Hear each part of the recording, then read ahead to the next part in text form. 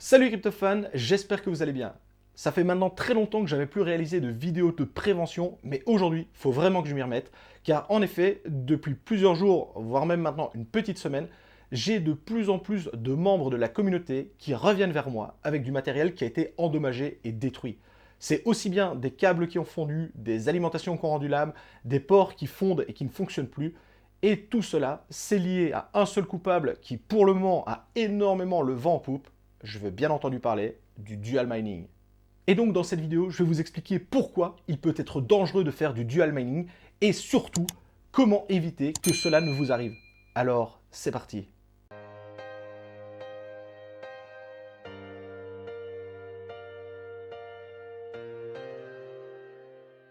Depuis maintenant quelques mois, on en entend de plus en plus parler de ce dual mining. Et en réalité, qu'est-ce que c'est?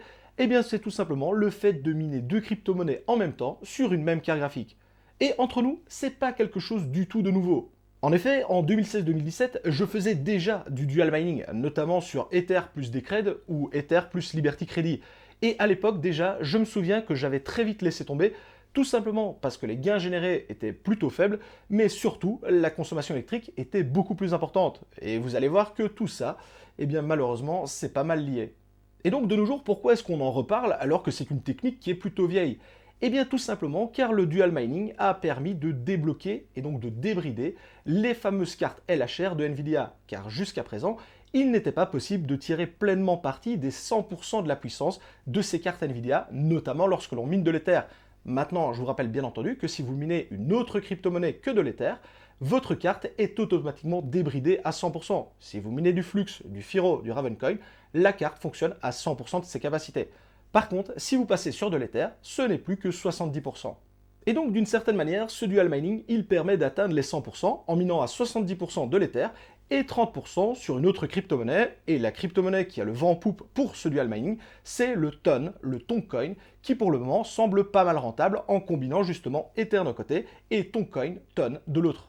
Et donc, qui dit minage de deux crypto-monnaies en même temps, dit contrainte plus importante pour le matériel. Et c'est probablement pour ça que depuis maintenant plusieurs jours, je vois de plus en plus apparaître ce genre d'images sur mes différents réseaux, je vais vous les poster un petit peu à gauche à droite, et vous vous rendez compte que c'est bien entendu quelque chose qui peut être catastrophique, et surtout potentiellement très grave, comme notamment des départs d'incendie qui ne seraient absolument pas voulus. Et donc tout cela, pourquoi et comment? Eh bien je vous explique tout. Alors, premièrement, vous devez savoir que toutes les personnes, et donc tous les mineurs, ne vont pas être concernés par cette problématique. Mais ça va être principalement les mineurs qui, lorsqu'ils auront réalisé le montage de leur installation, ont fait entre quelque sorte une sorte de bricolage et n'ont donc pas opéré un montage dans les règles de l'art. Et malheureusement, cela arrive bien plus souvent qu'on ne le croit. Je vous affiche maintenant à l'écran le type de branchement qui se veut optimal pour notre configuration et qui est normalement conseillé pour notamment alimenter nos cartes graphiques sur notre rig de minage. Et ici, il s'agit bien entendu de la meilleure solution possible, et on remarque tout de suite qu'un câble n'est utilisé qu'une seule fois pour les différents connecteurs de votre carte, et c'est tout. On n'utilise pas le même câble pour alimenter différents éléments, et encore moins différentes cartes graphiques. Sauf que malheureusement, il y a énormément de personnes qui vont très souvent racheter des cartes et qui à un moment donné vont se retrouver à court de câbles parce qu'ils auront pris trop de GPU par rapport à leur taille d'alimentation.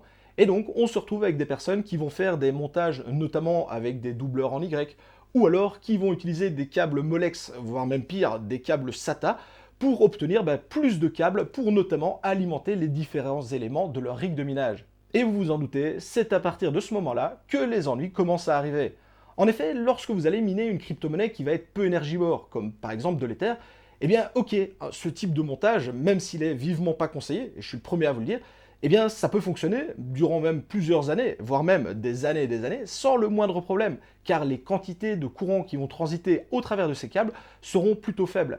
Le problème, c'est qu'ici, on vient de le voir, le dual mining, ça va solliciter très fortement votre carte, et donc indirectement les différents éléments qui vont apporter notre jus d'électrons à nos cartes, et malheureusement, le point faible ici, ça va clairement être les câbles d'alimentation qui ne sont pas conçus pour délivrer autant de watts. Pour rappel, un câble PCI Express en 8 pins, c'est 288 watts de chaque côté. Un 8 pins qui finit en 6 pins, c'est 216 watts. Et dès qu'on passe sur les adaptateurs type Molex, on tombe à moins de 150 watts pour le câble. Et pour le SATA, c'est même catastrophique, avec seulement 54 watts sur le premier port SATA. Et forcément, si vous demandez beaucoup trop de watts à un câble qui n'est pas prévu pour en supporter autant, eh bien on commence à avoir des câbles qui fondent, des arcs électriques, des ports qui s'endommagent, et on se retrouve avec son matériel qui est totalement endommagé, voire même, dans le pire des cas, un début d'incendie. Mais ce n'est pas tout, les câbles c'est une chose, mais également je vois de plus en plus de problèmes avec des alimentations lorsque l'on fait du dual mining, alors qu'avant, ces alimentations, elles fonctionnaient peut-être depuis des années sur des crypto-monnaies classiques sans le moindre problème. Et ici encore, une fois, pas de surprise, le problème est directement lié à la surconsommation apportée par le dual mining sur notre rig de minage. Je vous rappelle que la plage de fonctionnement idéale d'une alimentation est située entre 50 et 70%. Cela veut donc dire que sur une alimentation de 1000 watts, vous devriez normalement tirer au maximum entre 500 et 700 watts sur cette dite alim. Le problème, c'est que la plupart des mineurs vont avoir tendance à surcharger leur alim et parfois même à monter à des valeurs critiques, comme 90%, tout simplement parce que on n'a pas envie de racheter des câbles, on n'a pas envie de racheter une alimentation qui va convenir, et donc on se contente de celle qu'on a en place, quitte à jouer avec des câbles Molex et SATA pour obtenir plus de câbles que ce que notre alimentation ne peut fournir. Et donc déjà, tirer 90% de la puissance totale du Lalim, c'est déjà vraiment pas conseillé, et le risque d'endommager celle-ci est déjà important. Mais si en plus vous ajoutez à cela le dual mining qui vient encore rajouter une surcouche de consommation, eh bien malheureusement, faut pas s'étonner de voir votre alimentation, dans le meilleur des cas, se mettre en sécurité, et dans le pire des cas, tout simplement rendre l'âme. Et donc vous comprenez maintenant pourquoi lorsque je vous fais une vidéo de présentation avec du choix de matos, je surdimensionne toujours volontairement mes alimentations.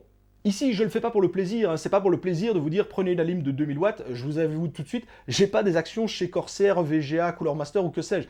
Non, c'est tout simplement une question de sécurité. Et donc oui, si votre consommation, si votre rig doit consommer théoriquement 1000 watts, eh bien oui, il vous faut une alimentation de 2000 watts, voire 2200, 2400 watts. Et non, une alimentation de 1200 ou 1400 watts sera vraiment beaucoup trop juste. Et en plus, le fait d'utiliser une alimentation surdimensionnée, eh bien ça vous donne justement de la marge lorsque vous allez avoir des algorithmes ou des techniques de minage, comme ici le dual mining, qui vont être beaucoup plus énergivores. En effet, si vous avez 50% de marge de manœuvre, c'est pas mal, il y a encore moyen de jouer, alors que si malheureusement dès le départ vous avez que 5% de marge, vous allez être très vite limité et au risque, si vous ne vous limitez pas, d'endommager votre matériel. Alors, je sais que la vidéo va faire un peu peur, mais vraiment ici, le but, c'est d'ouvrir les consciences et que certains se rendent compte des risques qu'ils sont en train de prendre justement en faisant du dual mining qui va augmenter très fortement les consommations. Point très important, je ne suis absolument pas contre le dual mining. Il semblerait d'ailleurs que ce soit très rentable et très intéressant, et je vous invite bien entendu à tester le dual mining et à voir de quoi il retourne. Et si c'est rentable, autant le continuer. Mais sachez que si vous vous lancez dans l'aventure, vous ne pouvez pas faire ça n'importe comment, juste en sélectionnant quelques options sur un iOS par exemple et en cochant valider. En effet, il faut être certain que derrière, votre installation va pouvoir suivre et notamment accepter l'augmentation importante de la consommation électrique. Et d'ailleurs, le problème va principalement se poser sur les grosses cartes graphiques qui sont généralement très énergivores. Il est certain que la consommation électrique sera directement beaucoup plus problématique sur une 3080 ou une 3090 que sur une 3050 qui de base est déjà très peu énergivore et va donc consommer très peu d'électricité, même si bien entendu le problème peut avoir également lieu sur ce type de configuration.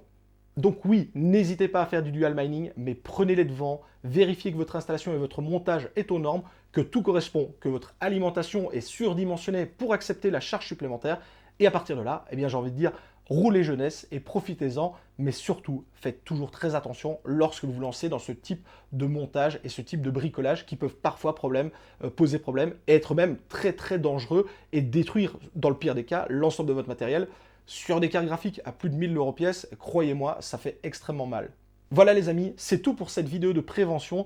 Je suis un peu désolé sur le format que je l'ai fait, j'ai essayé de la faire très rapidement justement pour éviter que trop de personnes ne se retrouvent encore face au problème et éviter justement qu'on ait des départs d'incendie chez certains membres de la communauté. Donc oui, le montage et la mise en scène ne sont pas parfaits. Maintenant, le fond y est et bien entendu, le but c'était de parler de prévention et surtout de vous inviter tous à revoir votre configuration, votre type de montage. Et si celui-ci n'est pas aux normes, entre guillemets, surtout d'éviter de vous tourner vers le dual mining et surtout également remettre votre rig de minage en état, en ordre, si je puis dire, afin d'avoir vraiment un montage aux normes et éviter un maximum l'endommagement et la destruction de votre matériel. Comme toujours les amis, si la vidéo vous a plu, je compte sur vos likes et vos partages. N'hésitez pas non plus à m'exploser ce bouton s'abonner. On arrive tout doucement aux 100 000 et j'espère vraiment y arriver cette année. Je vous souhaite à tous un excellent minage en toute sécurité. C'était M. TK. Ciao les crypto-fans.